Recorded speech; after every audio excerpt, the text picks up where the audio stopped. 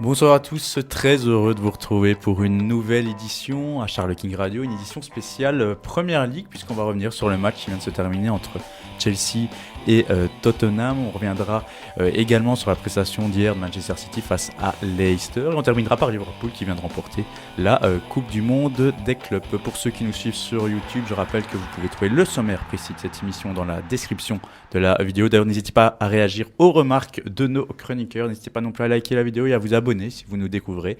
Et vous pouvez également communiquer en privé via Facebook et Twitter. Les liens sont dans la description de la vidéo. Alors ce soir, pour parler Première Ligue, 3 invités. Tout d'abord Lionel. Comment ça va Lionel ? Ouais, ça va très bien, un beau petit match ce soir, donc ça va. Axel qui fait sa première. Bonsoir Axel. Bonsoir à tous, très heureux d'être là pour cette première titularisation. Et Patrick, content de te revoir Patrick. Bonsoir à tous et bienvenue Axel dans l'équipe. Et c'est encore une soirée de football et un bon week-end qui s'achève. Alors messieurs, comme chaque débrief à chaud, on introduit toujours par vos 3 points. Lionel, quels sont tes 3 points ? Mon premier point serait la défaite tactique de Mourinho par rapport à Lampard. Mon deuxième point, c'est les cris racistes qu'il y a eu durant ce match. Je pense que c'est quelque chose qu'il faut abolir dans le monde du football et dans le monde en général. Et mon troisième point, c'est le match de Kevin De Bruyne hier et de City en général. On reviendra sur la belle prestation du Belge. Axel. Alors, mon premier point, c'est la performance incroyable de Willian ce soir contre Tottenham. Mon second point, ça va être plutôt sur le pressing en général de Chelsea qui a vraiment étouffé Tottenham ce soir. Et mon dernier point, c'est la masterclass tactique de Pep Guardiola hier soir face à Leicester. Patrick, on termine par toi. Mon premier point, 2 défaites contre des concurrents directs de la part de Tottenham et de Mourinho. Mon deuxième point, ce sera la belle victoire de Liverpool hier en Coupe du Monde des clubs, qui conclut une année fantastique du côté des Reds. 3 trophées internationaux, la Super Coupe d'Europe, le championnat du monde des clubs et la Ligue des Champions, bien sûr. Et puis l'Atalanta qui a écrasé Milan ce week-end.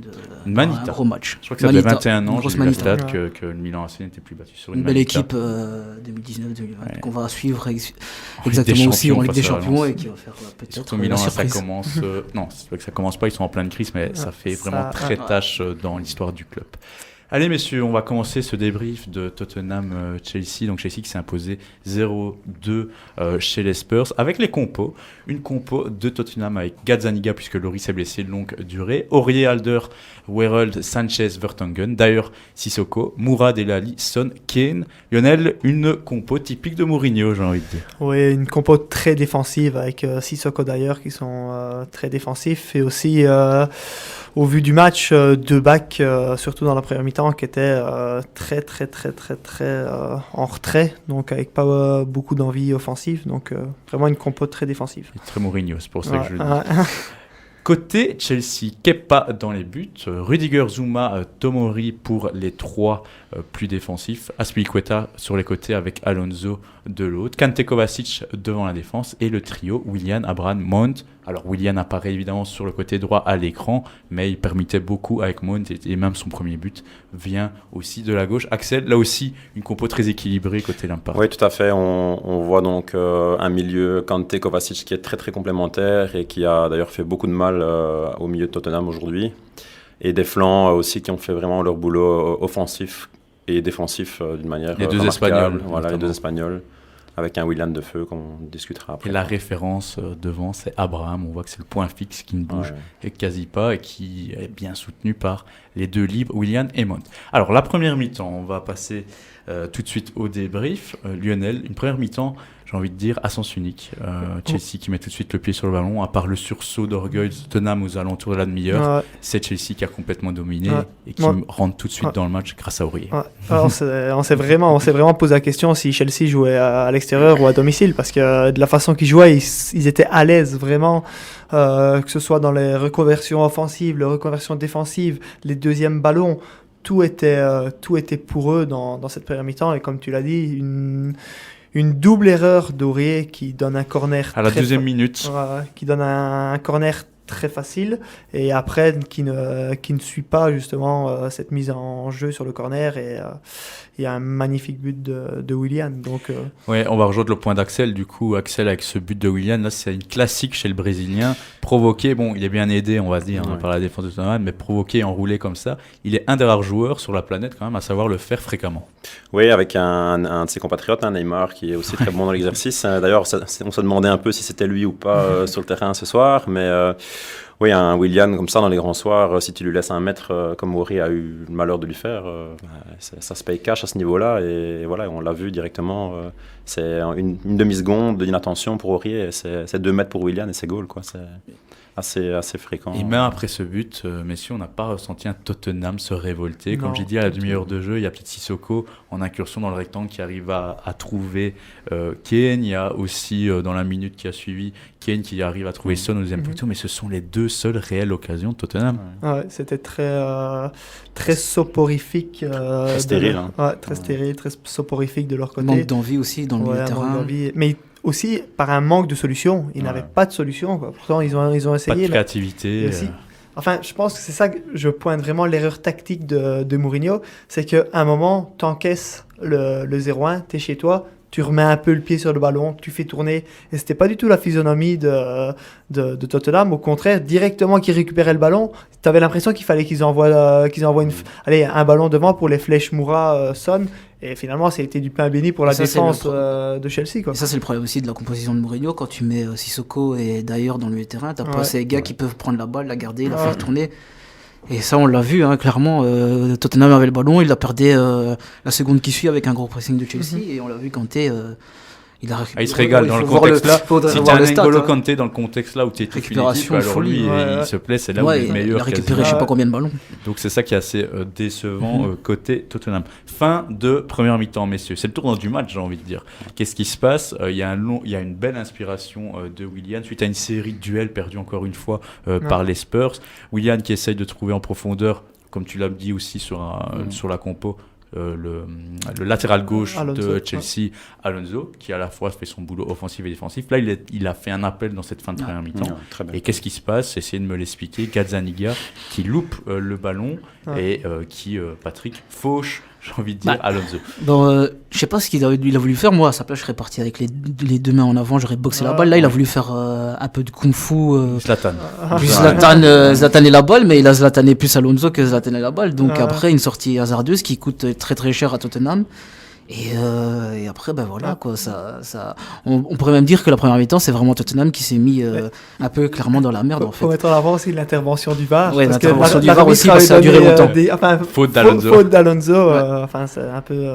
Et le VAR corrige. C'est quand même dingue d'intervenir pour ça. On avait vu quand même clairement en direct que c'est pas normal ce qui s'est passé. Il y a quand même un petit attentat. Donc le VAR corrige et donc met la jaune à Gazzaniga. Et quel homme va transformer et conclure cette première mi-temps magnifique de Chelsea ? C'est Willian, voilà, tout plein de sang-froid, comme Gundogan hier à Radsol, côté droit. Donc une première mi-temps, messieurs, globalement maîtrisée par Chelsea. Tottenham n'a pas existé. On va quand même parler du premier quart d'heure de la deuxième mi-temps, puisqu'après il ne s'est plus passé grand-chose suite à l'exclusion de Son. Mais là, il y a Mourinho, Lionel, qui a décidé de faire rentrer Eriksen. Ouais, donc Mourinho fait rentrer Eriksen à la place de Dyer. Donc Eriksen avait vraiment le rôle un peu faire tourner ce milieu. Et alors on a aussi directement vu que Aurier prenait la hauteur sur le côté, donc il fallait vraiment qu'il soit à jouer très haut. À jouer beaucoup plus haut, et de même avec Vertonghen et aussi Moura qui prenait beaucoup plus d'espace. Donc il a essayé de jouer plus haut pendant 15 minutes, ça a légèrement porté ses fruits, on va dire qu'ils ont été un petit peu plus mais Chelsea était quand même encore plein de maîtrise, il se crée pas mal d'occasions, notamment le 3 contre 2 mal géré par les 3 offensifs de Chelsea, un but annulé, souvenez-vous, d'Abraham suite à une belle frappe repoussée par Gazzaniga, et puis le deuxième tournant du match qui vient clôturer, on va dire, les malheurs de Tottenham, Axel, c'est cette rouge de Heung-min Son. Moins évidente que le penalty de Gazzaniga, mais voilà, on pourrait débattre de ça pendant des heures parce que le VAR c'est vraiment compliqué à comprendre, parfois interpréter, parce que ça reste quand même du subjectif, comme n'importe quel arbitrage. C'est un arbitre qui est derrière la machine. Bien sûr, et on voit que Son fait un geste où il étend un peu ses genoux. Est-ce qu'il fait ça Sur Rudiger. pour faire mal? Oui, sur Rudiger. Est-ce qu'il fait ça pour faire mal ou pas? Quand on connaît Son, malgré tout, il y a une petite stat qui est intéressante, c'est que bon, c'est un joueur qu'on connaît, qui n'a pas le fond méchant, mais en même temps, c'est le gars qui a eu le plus de cartes rouges en première ligue cette année-ci. Donc ouais, il a Il celle est un d'Everton, peu, évidemment. Où ouais, il il a laisse, celle d'Everton, celle encore une fois. André Gomez. Et une fois en début de saison. Donc, on pense que voilà, Son est un bon gars, mais en même temps, il a 3 cartes rouges. Donc, je pense que pour les arbitres, ça influence peut-être aussi la décision. Après, c'est voilà, aussi le geste. Hein, bien sûr, on voit ça qui fait que. Il y a une petite pointe de volonté de blesser. Geste actif pas blesser, mais faire mal. Mais c'est sévère. Oui, bien sûr. Sévère, oui, il y a déjà eu pire comme faute. Parfois, c'est sûr. Oui, c'est pas passé grand-chose après ça. Michi Batshuayi, pour la petite touche belge, est rentré. Jorginho a pris la place de Kovacic, puisque Kovacic avait un jaune. Lampard a géré sa dernière demi-heure. Donc 0-2, score sans appel, j'ai envie de dire, est tout à fait mérité. Victoire des Blues. Messieurs, donc je ne propose pas comme de manière classique à passer individualité par individualité, notamment surtout Tottenham, puisque les joueurs étaient un peu en deçà. On va plutôt parler, j'ai envie de dire, d'abord de la compo de départ de Mourinho, Lionel y revenir. D'ailleurs, Sissoko, quand on regarde le match, finalement, c'était vraiment un mauvais choix. C'était trop Mourinho et tactiquement, ça s'est pas bien passé. Pour moi, c'est une erreur tactique. Tu joues à domicile, tu as l'occasion de revenir à la hauteur de Chelsea et passer devant à la différence but. Et tu mets une équipe défensive comme ça. Enfin, c'est se tirer une balle dans le pied, moi je trouve. Est-ce que les supporters n'étaient pas craintifs de ce genre de scénario et de compo de Mourinho? Parce que justement, tout le monde avait l'air satisfait que c'était lui le choix de Lévy. Ouais, il va peut-être amener les titres, mais là, comme Patrick l'a souligné dans un de ses points, c'est quand même 2 défaites face à 2 concurrents directs pour le top 4. Manchester United 2-1.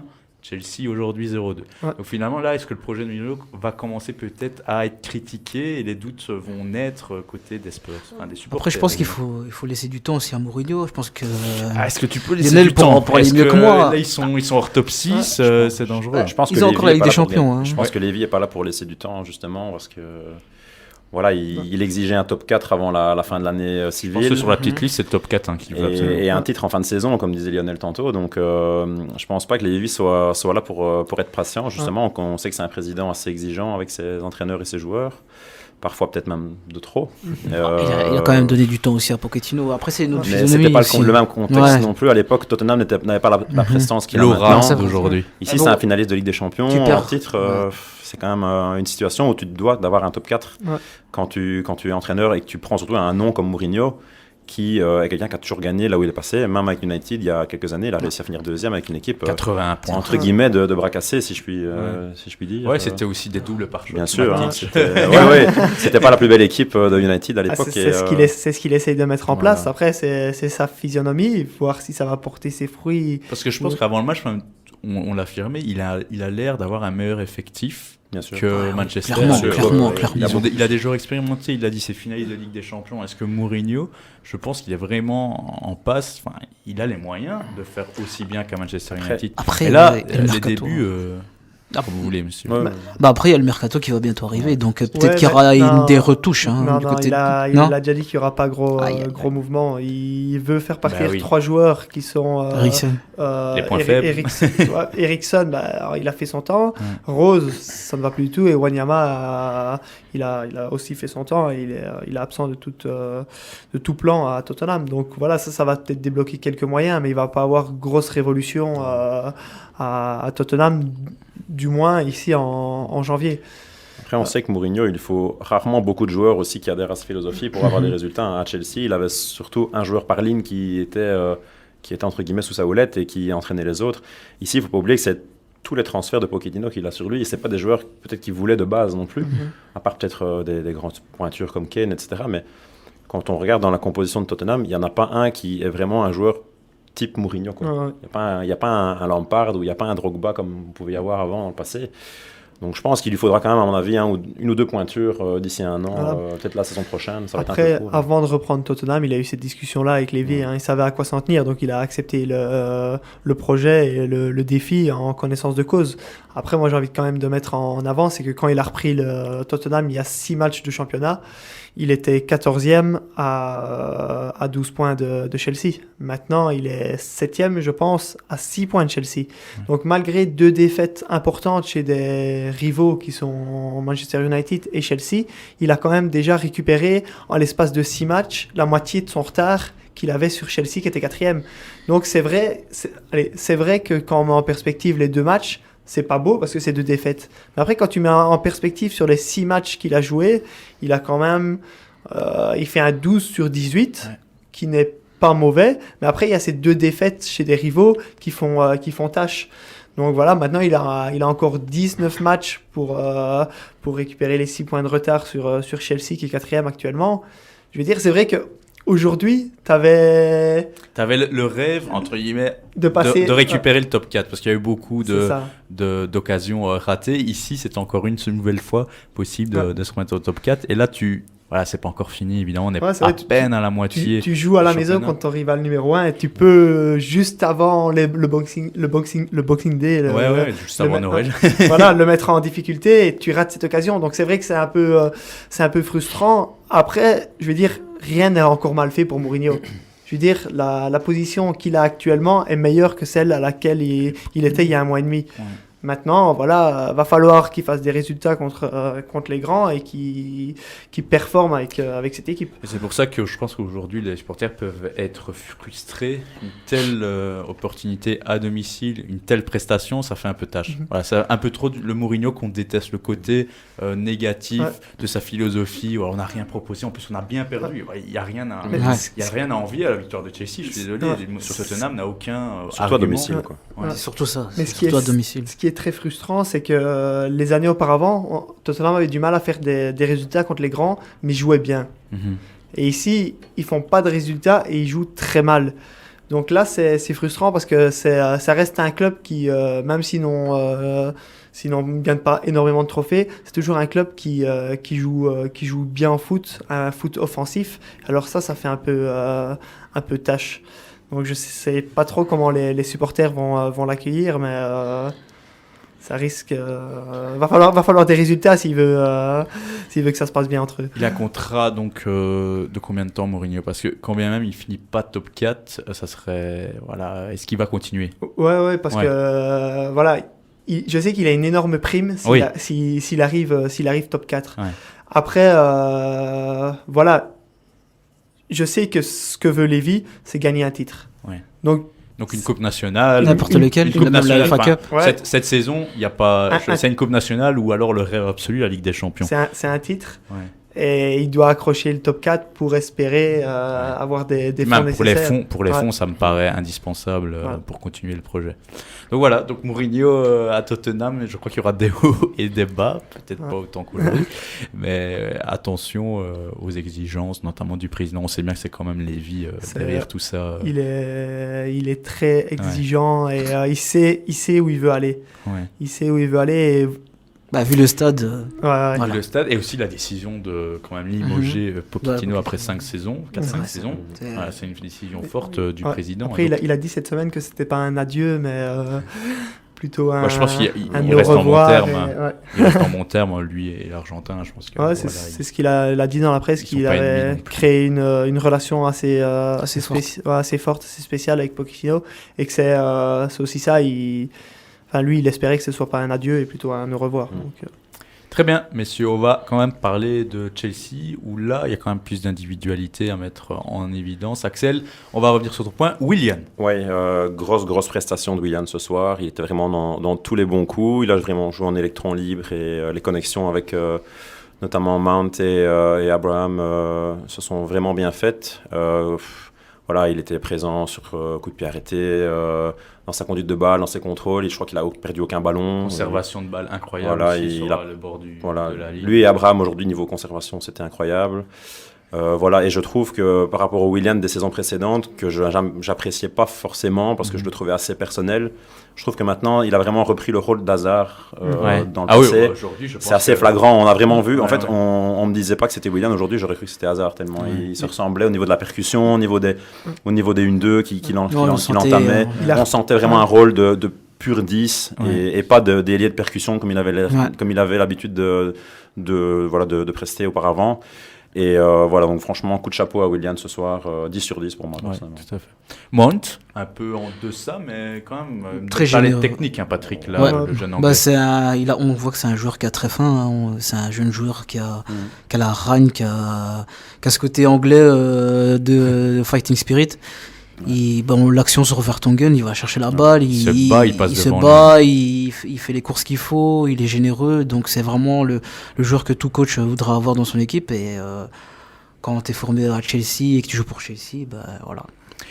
Lionel, Kanté, on l'a dit, dans son meilleur élément ce soir. Ouais, La position qu'il avait avec Conte, il est là il y a 3 ans. 6 par moment, 8 quand il se Ouais. projette vers l'avant, il y a vraiment Kovacic qui le couvre. Franchement, c'est le milieu de Chelsea actuellement tourne vraiment très bien. Donc comme on a dit, Mount, comme Kovacic et Kanté tournent vraiment très bien. Alors et Kanté ils étaient quand même à 3 sur 15, faut pas oublier. Avant le match, c'était une victoire en 5 Ouais, matchs, ouais. 4 défaites, et ici ils renouent avec la victoire. Ouais. C'est vrai qu'aujourd'hui ça a très bien tourné. Ça a très bien tourné, même depuis le début de la saison, ils ont vraiment trouvé ce contrôle dans le milieu. Et Kanté, comme tu as dit, vraiment dans sa meilleure place.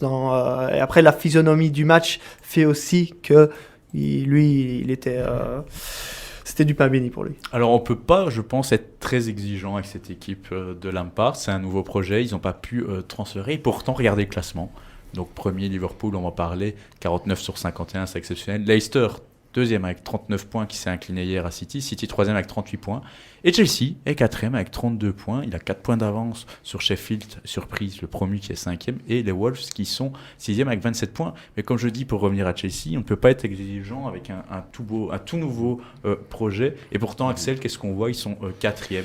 Ils ont leurs armes. Ils ont une belle avance sur Tottenham, sur Manchester, encore plus sur Arsenal. Et ils sont là et ils sont qualifiés en Ligue des Champions. Et ça, n'oublions pas. Après, tu as souligné un point très intéressant, c'est leur 3 sur 15 d'il y a quelques semaines.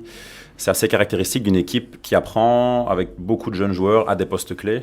Parce que quand tu as un buteur comme Abraham qui doit prendre un peu tout le poids offensif sur ses épaules, quand tu as des joueurs derrière comme Tomori, Zouma, c'est pas à l'abri non plus de faire des boulettes. Hein. Et Abraham et Mon sont leurs deux seules armes par rapport au fait qu'ils ne pouvaient pas recruter. Ils n'avaient pas d'autre choix, je vais lancer les jeunes. Donc, pour rappel, ils étaient en Championship. Voilà. Ici, on reste à la mi-saison plus ou moins, donc ça peut encore basculer dans un sens comme dans l'autre. Il faudra voir. Je pense que si déjà Chelsea accroche le top 6, c'est déjà une grosse réussite pour Lampard. On ne peut pas vraiment vouloir absolument le top 4 avec une équipe aussi jeune et inexpérimentée.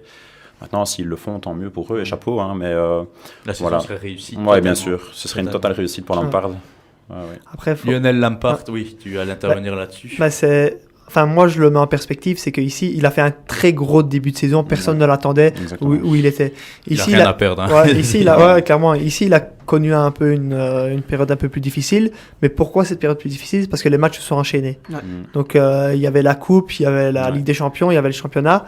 Des joueurs qui n'avaient jamais joué en Première Ligue, des Mount, des Abraham, qui ont dû un peu souffler, ils ont dû... Voilà, et on l'a vu, à la fin du match. Voilà, Abraham était meilleur buteur à un moment en Première Ligue, donc je veux dire ça, ils ont dû l'encaisser. Maintenant, ils l'ont encaissé avec la victoire aujourd'hui.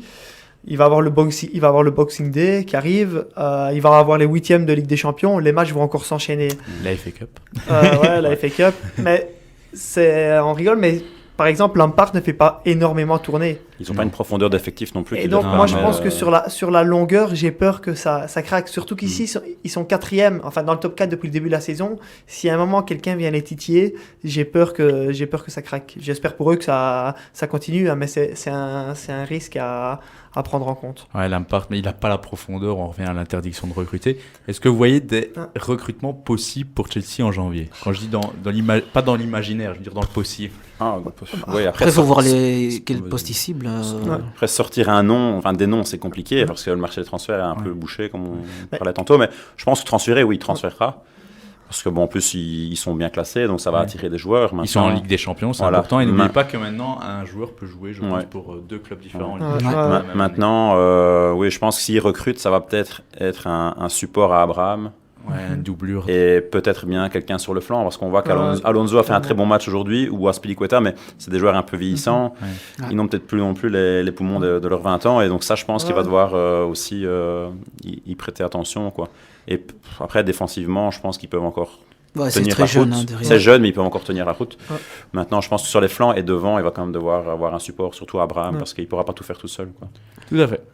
Messieurs, on va revenir sur le choc du haut du tableau d'hier soir entre City et Leicester, score final 3-1. Alors, pour revenir sur la prestation des Citizens, Lionel, qu'est-ce qu'on voit ? On voit les Citizens surdominer Leicester. Ouais. Il les pousse dans la surface. Contre toute attente, c'est l'homme, le meilleur buteur du championnat d'Angleterre avec son 17e but qui vient, donc Jamie Vardy, qui vient lober Ederson. Ederson, ouais. Un début de rencontre tonitruant de City. Hein. Vraiment, rouleau compresseur. C'est impressionnant. Vraiment impressionnant.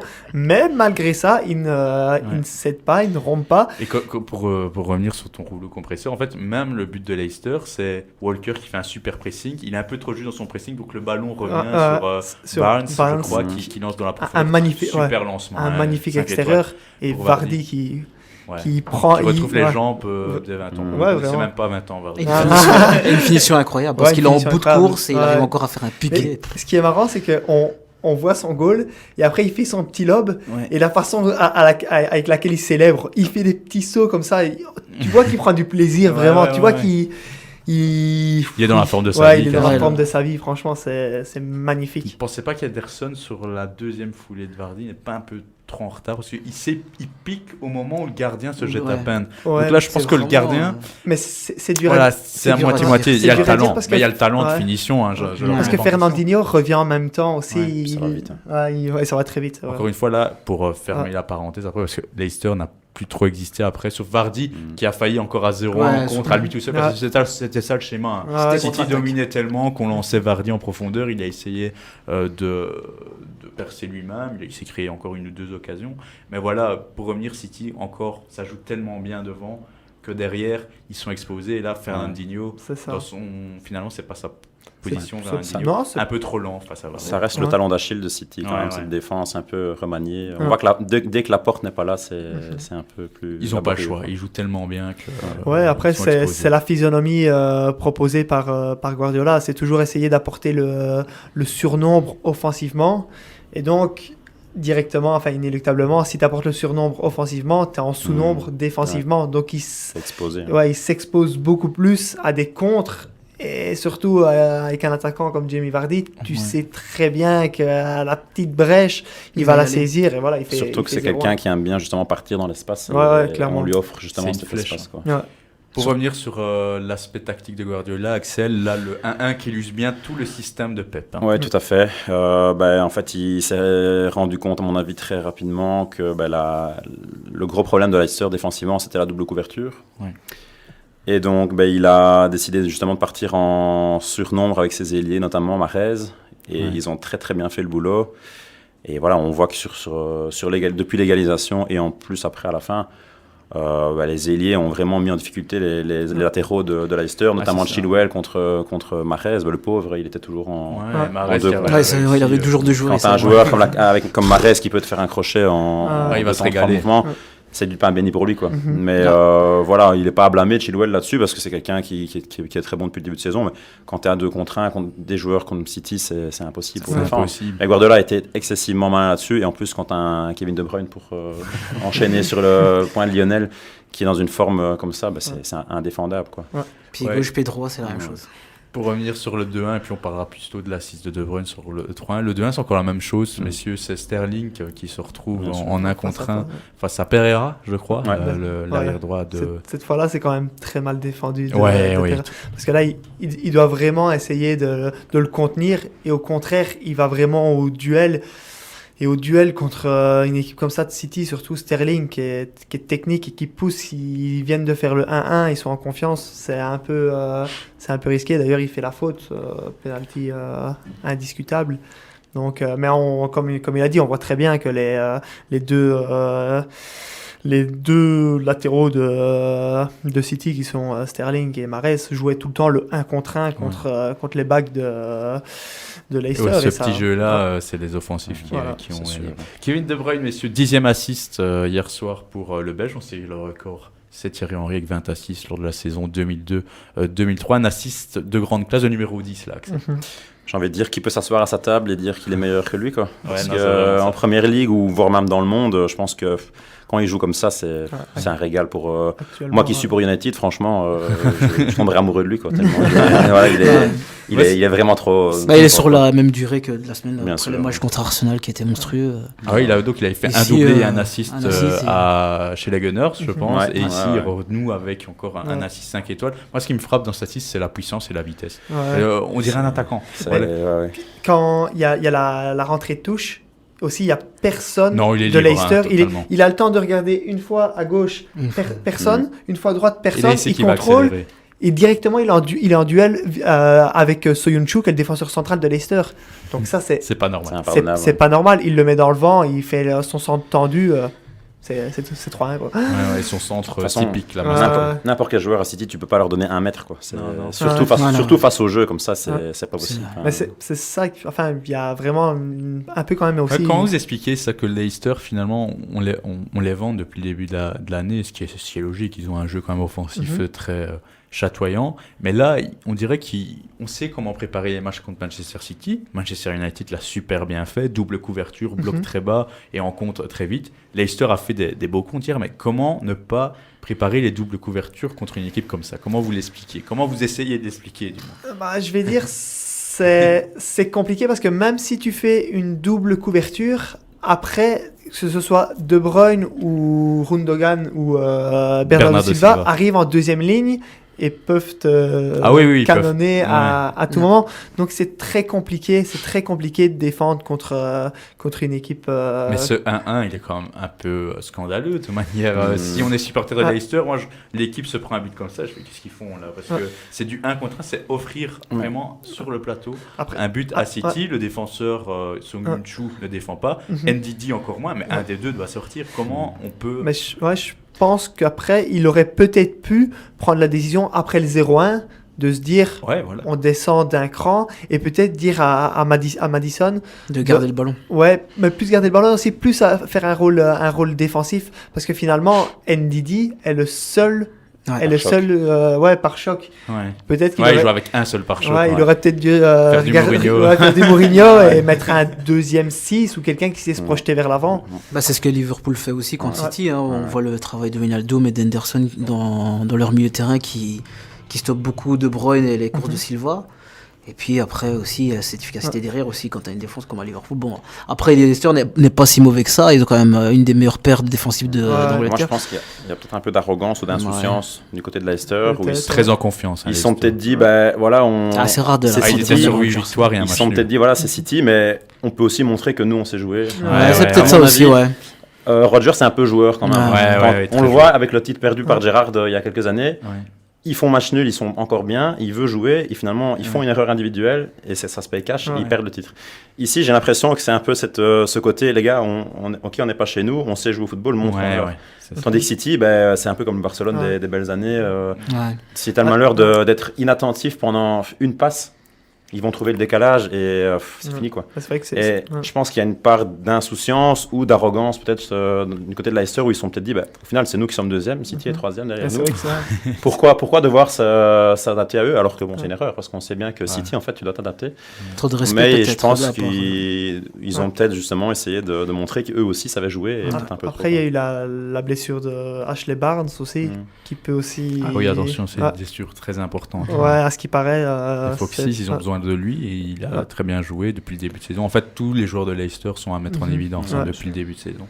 Donc la blessure, attention, on a un tournant très important du championnat, on le sait bien, cette période décembre-janvier où tout s'enchaîne. Surtout dans 3 jours, il y a le choc. Du coup, c'est Leicester-Liverpool. Messieurs, on peut en parler de ce Boxing Day. C'est l'affiche.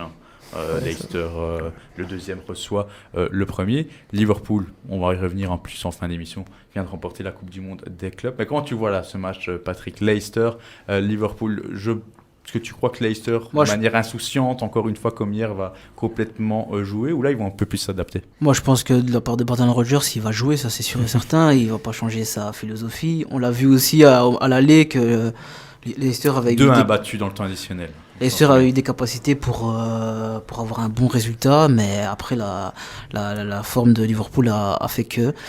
Je L'arbitrage. pense, oui, l'arbitrage aussi, c'est vrai ça. Penalty accordé. Après, sur ça a à voir aussi que si Liverpool revient de Doha avec l'esprit et le corps super frais par rapport à des matchs en prolongation où tu as des joueurs qui ont un peu été jusqu'à leur limite. Blessure d'Oxlade-Chamberlain. Oxlade-Chamberlain qui se blesse tout seul, peut-être 2-3 aussi joueurs qui sont peut-être aussi très très fatigués.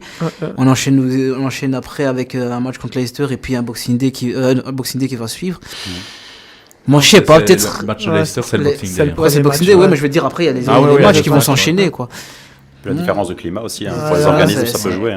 Et puis, Leicester aussi, cette deuxième place aussi à Mais sécuriser. Leicester, Donc, sincèrement, si on se met à leur place, ok. Moi, je sais L'objectif, pas trop. c'est pas non plus d'être deuxième. Non. Hein, maintenant, comme Oui, c'est parti, mais- c'est au moins Ouais. d'être quatrième. Là, Ouais, au c'est moins, sûr. j'ai envie de dire d'être quatrième. Je pense Leicester et que- Chelsea, je pense qu'ils peuvent Ouais. être comparés Ouais. assez facilement. Ouais, je crois que Leicester, avec le football qu'il propose, n'aura aucun mal à être Non. quatrième cette saison. ouais, c'est Donc, sûr. Ça ne suit pas derrière. Ouais, ça suit pas derrière. Et après, le seul du quatuor qui pourrait craquer, c'est Chelsea.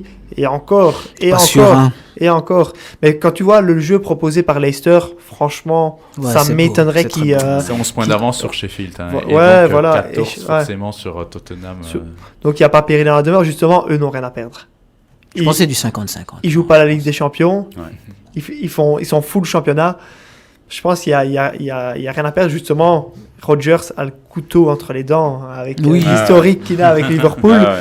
En plus Revanchard. de ça, il y a une défaite à la dernière minute au match, Anfield, au match ouais. aller.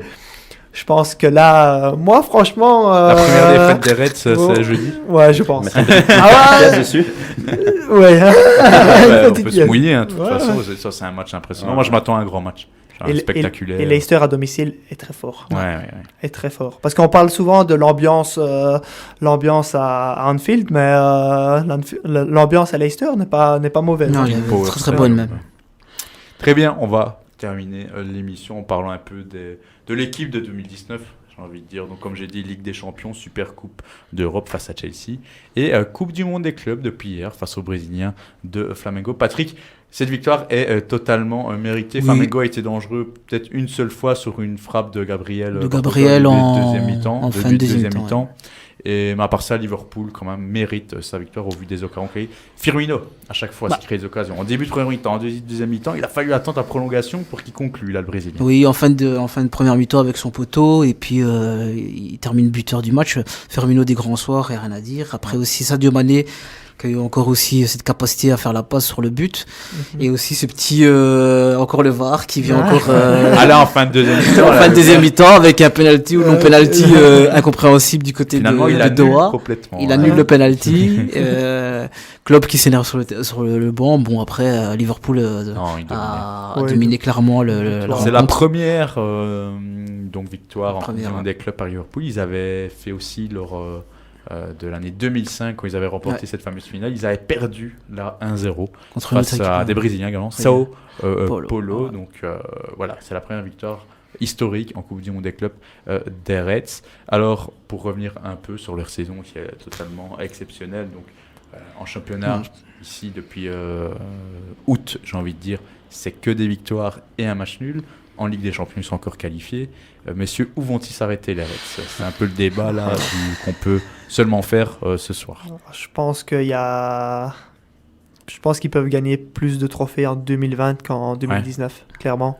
Donc là, le titre, on a envie de Oh, dire le que titre en c'est à Angl- moitié c'est fait. l'objectif. Ouais, le titre en Angleterre, ils sont très très bien partis pour le remporter. Je pense qu'il faudrait vraiment... Je sais pas ce qu'il... Je sais, en fait, je sais même pas ce qu'il faudrait. Je sais même pas ce qu'il faudrait parce que je les vois pas craquer. La façon qu'ils sont partis, avec la confiance qu'ils ont. Peut-être une coupe aussi nationale, pourquoi pas. Ils sont tout le temps là présents en Ligue des Champions. Ouais. Donc Non. le triplé possible, c'est ça que tu sous-entends. Ouais, pourquoi Ah, pas. Après, plus ils ont la une Coupe Champ- le triplé Coupe Championnat et Ligue des Champions. tu veux Ouais, dire ouais, ouais. Bon, la Ligue des Champions, je pense À pas. faire le doublé, c'est très Je pense compliqué, pas. hein, mais... De toute façon, une saison réussie pour les supporters de Liverpool, c'est le championnat. hein. Oui, Ouais. peu Ils te le diront- importe. ils si- te le diront tous là-bas, si Ouais. tu reposes la question. Ils préfèrent 10 fois gagner le championnat, surtout cette année-ci où ils sont Mhm. encore mieux partis que l'année passée. Mais quand on était parti avec Robin l'année passée en Angleterre, on avait rencontré un supporter de Liverpool qui nous disait à choisir entre la Ligue des Champions qu'ils ont gagné ou le championnat. Le choix était très Ça fait vite trop fait. longtemps. Donc je pense que même s'ils viennent à être éliminés en Champions League ou en FA Cup, une saison réussie serait quand même une saison où ils sont champions et même le restant ne sera pas trop dramatique. Je pense, parce que là, ils partent sur la base des 100 points ou plus, messieurs. Ouais. C'était 2 points perdus. On peut prendre que 114 points maximum. Là, ils pourraient faire 112 points. On les voit pas perdre. Bon, peut-être jeudi, contre Leicester, mais ça serait pas relancé pour autant. J'ai vu la conférence d'après-match de Robertson. Il dit clairement, c'est une année historique, 3 titres. Mais il finit, il y en aura plus en 2020. Donc ils sont affamés. Ils sont affamés, mais franchement. je ne vois pas, vu la dynamique, donc l'effectif, le coach, on dirait qu'ils sont dans un cycle de 4-5 ans. Comme j'ai dit, moi, quand le Real a fait 3 finales de suite, même sur la 3e, ils ont quand même tiré pour aller la gagner. Mais je vois Liverpool dans la même dynamique, si pas encore meilleure, parce que ils ont des jeunes, ils sont pas vieux du tout. Le trio d'attaque n'a que 27-28 ans. Firmino va peut-être arriver à 29. Donc ils ont encore tous les joueurs pour régner sur l'Europe pendant 2-3 ans. Donc moi, ça m'étonnerait pas, parce que je l'ai dit, Liverpool sont dans un cycle pour faire 3 finales de Ligue des Champions de suite. Donc ils l'ont fait en 2018, ils l'ont perdu malheureusement. L'an passé, ils l'ont gagné. Donc moi, je les vois encore cette année dans les 2 grands favoris. Non, c'est le favori pour sa propre succession. Par contre, Patrick, là, tu n'as pas l'air d'accord. Tu viens de me dire, je ne les vois pas en Ligue des Champions performer. Quels sont tes arguments? C'est surtout le championnat. Le championnat va bouffer beaucoup d'énergie aux Reds, parce que malgré qu'ils ont un avantage de une dizaine de points sur le deuxième, il faut quand même chaque week-end être au top, gagner chaque week-end. On sait qu'ils sont sur une série de plusieurs matchs gagnés en fin de match. Ils sont beaucoup en fin de match. Il y a aussi, on parle d'effectifs, mais il y a des joueurs quand même. Anderson, ça a 30 ans. Derrière, la défense, c'est pas à l'abri d'une erreur. Le gardien, la même chose. Après, il a failli un peu se trouver. Après, le système de club aussi, ça pompe beaucoup d'énergie. Donc, moi, j'ai envie de mettre ça en avant, c'est que la défense de Liverpool, on en parle très rarement, mais ils gardent cette saison-ci très rarement le 0. Il me semble qu'ils ont déjà plus de buts encaissés. Non, pas que l'an passé, mais l'an passé, on l'a souligné, cette défense. Je pense qu'en 17 matchs de Première Ligue, ce n'est que 2 clean sheets. C'est très peu. C'est très peu pour une équipe qui sera peut-être future championne. Donc je vais dire que ça, c'est masqué par une attaque de feu et un jeu offensif. Mais à voir si la fatigue étant là, si l'attaque vient un peu à... Je veux dire, moi, c'est le seul risque que je vois, que ce soit en championnat ou en Ligue des Champions. C'est le seul risque, c'est que l'attaque soit peut-être un jour enrayée, une blessure. Et que la confiance commence un peu à rompre. Sinon, mis à part ça, je vois pas ce qui peut leur arriver. La Première Ligue, par rapport à la Liga, c'est aussi différent. Quand on parle du Real qui a fait 3 finales d'affilée... Ils se baladaient quand même plus en Liga que Liverpool se balade en Première Ligue. Parce que Liverpool ils ont carrément boycotté des saisons. Voilà. En 2018, ils étaient vite derrière. Et ils n'avaient pas 2 tableaux. Chez les Anglais, surtout Liverpool qui a envie de gagner cette Première Ligue, ils vont jamais la lâcher. Et en plus de ça, comme Patrick disait, ils sont attendus chaque week-end. Donc ça va vraiment leur prendre beaucoup d'énergie. C'est pas comme s'ils allaient jouer vraiment la fleur au fusil tout le temps. Et voilà. Donc moi, je pense que...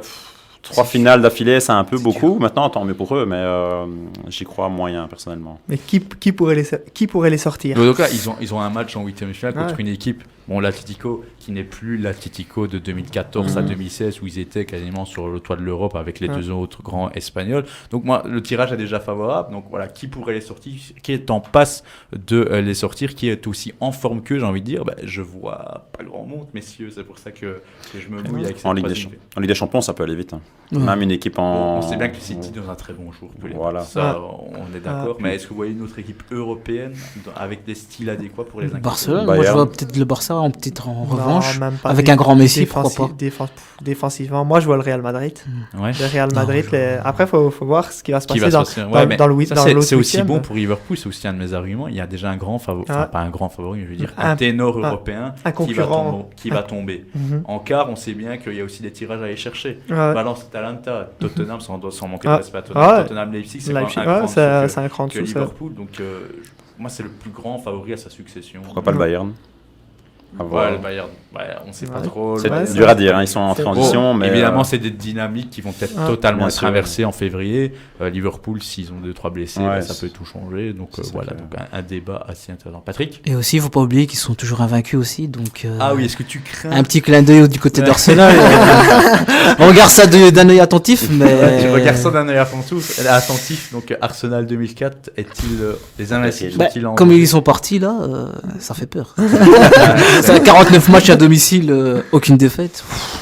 C'est trop. C'est trop, et puis à l'extérieur, aucune défaite non plus. Après, Tu pourras dormir sur tes On verra. oreilles. En tout cas, l'année 2020 nous dira c'est si. toujours compliqué quand tu enchaînes une grosse invincibilité. Si vraiment ils viennent à perdre un match, c'est pas rare quand on perd un deuxième dans la foulée aussi. Et que ce soit en Coupe d'Europe ou en championnat. Et ça c'est déjà vu assez fréquemment hein, quand des équipes enchaînent 10 matchs sans défaite. Après, ils en perdent un, voire peut-être même deux. Ils ont perdu en semaine en Rabat. C'est ça, et ça peut parfois aussi vite tourner. Surtout que ça fait 3 saisons que le record d'Arsenal est titillé. Chelsea, Mm. Conte, 14 matchs ou 17 matchs. Pep, City, 18 matchs. Et là, cette année, maintenant, c'est Liverpool. Donc peut-être qu'un jour, ça va tomber. À voir, ça serait un exploit hein, quand même d'être Franchement, s'ils sont invincibles. Parce qu'Arsenal avait été champion avec 79 ou 80 points. Là, ils sont partis pour. Non, 80. On était 80. Et quelques. Non, mais 90 points. 90 points. 90 points. Vous avez beaucoup plus de matchs nuls. Arsenal, c'est 90 points. Il y avait beaucoup plus de matchs nuls il y avait pas de défaite. Il y avait beaucoup plus de matchs nuls. Mais si Liverpool devient vaincu dans cette physionomie actuelle de la Première Ligue, pour moi, ce sera au-dessus d'Arsenal, clairement, et quoi qu'il arrive. Après, la Première Ligue, si ça tombe, on est là aujourd'hui, on discute de ça. Si ça tombe, Liverpool fait un 1/9 au Boxing Day. C'est ça, c'est arrivé un peu l'année passée déjà. Et Leicester et City ont recollé. Très vite. Je veux dire, c'est ça qui est magnifique en Première Ligue, c'est que on n'est jamais sûr de rien. C'est le charme. On n'est jamais sûr de rien. La saison où City est championne dans les dernières secondes face à United, je pense qu'à quelques journées de la fin, ils ont 10 points d'avance et ils galvaudent et ils se mettent en difficulté. C'est ça, Patrick. Donc, je te rejoins la stat. Donc, Arsenal 90 points, a terminé premier avec 90 points, 26 victoires, 12 matchs nuls, 0 défaite. C'est une autre différence époque. de but de 47. Mais 90 points, comme j'ai dit, 79 c'était le deuxième, c'était Chelsea. Mais 90 points en étant invincible, c'est quand même. Liverpool est clairement au-dessus des standards d'Arsenal. Ça, il n'y a rien à dire. Ils sont clairement au-dessus. Et puis. Ils sont maîtres de leur destin. Je pense que la seule équipe qui peut battre Liverpool, c'est Liverpool eux-mêmes. Hein. Il n'y a rien à dire. Très bien, messieurs, on termine là-dessus sur ce débat 100% Première Ligue et Liverpool, donc qui jouait hier et qui a remporté la Coupe du Monde des clubs. Merci Lionel, merci Axel, merci Patrick d'avoir débriefé et analysé Chelsea-Tottenham pour Charles King Radio. Quant à vous qui nous suivez, je rappelle que vous pouvez trouver l'émission en podcast sur le www.radiocharleking.be et sur la chaîne YouTube What the Foot. On se retrouve très vite pour une nouvelle édition. D'ici là, passez de bonnes fêtes. À bientôt.